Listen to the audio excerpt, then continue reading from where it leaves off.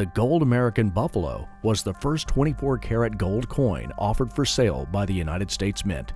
It was released on June 22, 2006.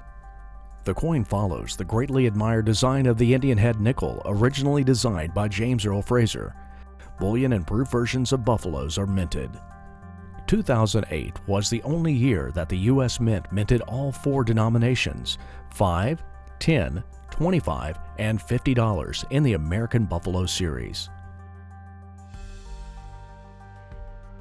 A modern version of the famous United States 1907 ultra-high-relief double-eagle gold pattern was produced in 2009 at the Philadelphia Mint. This achievement was made as a tour de force to demonstrate technical advances in minting techniques. In addition, 4 stars to represent the current 50 states were added, and the inscription "In God We Trust." Original 1907 examples of this coin are well beyond the reach of all but the most serious collector. This 2009 reissue made this magnificent coin once again available at a very affordable price.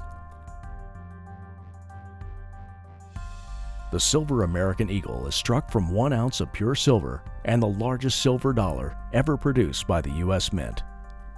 The first silver American Eagle was released in 1986.